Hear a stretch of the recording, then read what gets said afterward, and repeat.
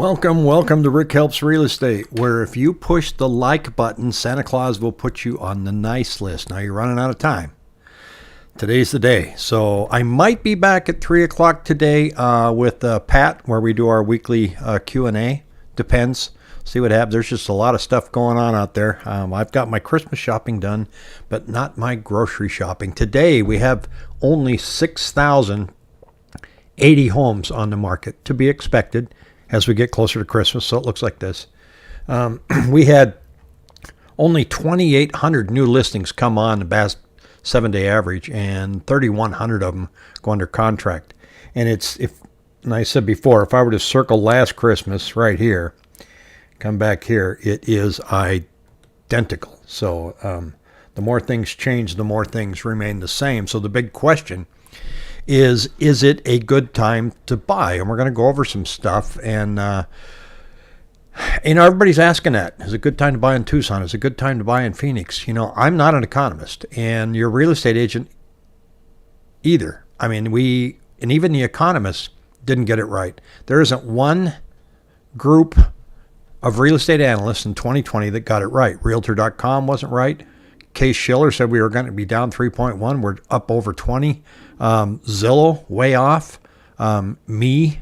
I mean, there's just a lot of people that are trying to predict where real estate's going, and they're continuing to do it. But we're going to show you what to look for and what we see now. And I have an opinion, so stick with me. Home price growth is finally deaccelerating, and it's just the start. And this is, guess who? CoreLogic. There's a bit of good news for home buyers. The latest reading of the S&P CoreLogic Case Schiller Index, the leading measure of real estate prices, finds year-over-year U.S. housing prices rose 19.5% between September and last September. That's a slight 0.03% dip. And they're saying at first glance that dip hardly looks significant. However, closer look at the numbers show the deacceleration is larger than the top line figure would suggest. So here's what they're saying. Down here, they're saying, bottom line, while there's a consensus in the real estate industry that price growth will continue to deaccelerate, the current growth rate simply isn't sustainable long term. There is not a consensus that the rate of U.S. home price growth will look like in 2022. They're saying there's no agreement on what's going to happen, what we're looking at. And if we go back and we just roll the tape back a little bit and take a peek at what we thought was going to happen versus what we did, and like right here, just looking at inventory back here, I thought that inventory was finally going to start surpassing 2020 levels and maybe make it up to here. It clearly looked like it was on that trajectory, but look what happened.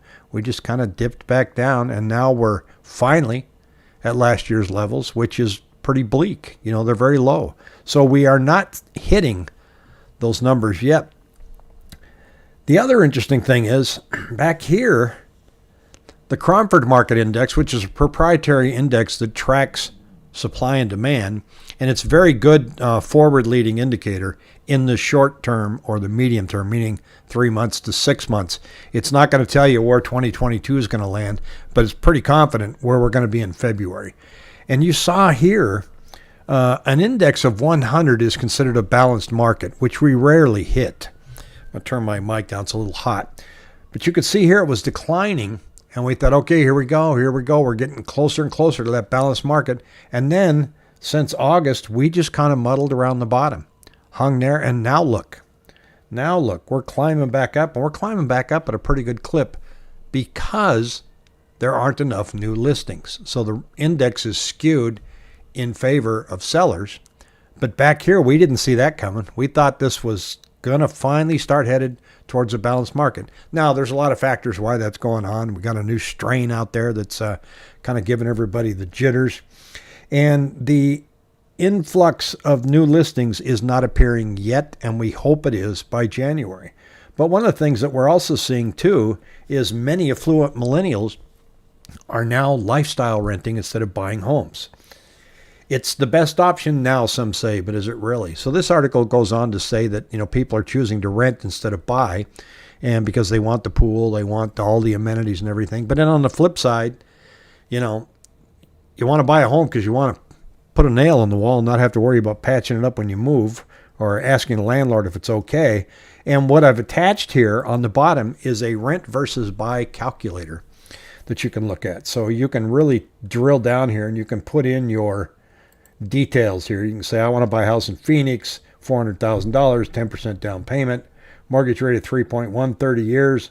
My comfortable monthly rent is $1,900 a month. I just spitballed and put that in there because that's about what 2-bedroom units are going for right now. And so it shows you on the chart here and says, if you stay in a home for 3 years, renting is cheaper than buying. So if you are going to rent or if you are going to buy, you definitely want to stay put at least 3 to 5 years. I would say 5 years, if not longer. Now, there's more filters in this calculator that you can put in because not all of the information is correct. You got your property tax rate, your HOA, homeowner's insurance, and renter's insurance. And then down here, it says household income. So it's a good tool to look at. But here's one of the main points that I want everybody to understand. Is it a good time to buy? That depends on you.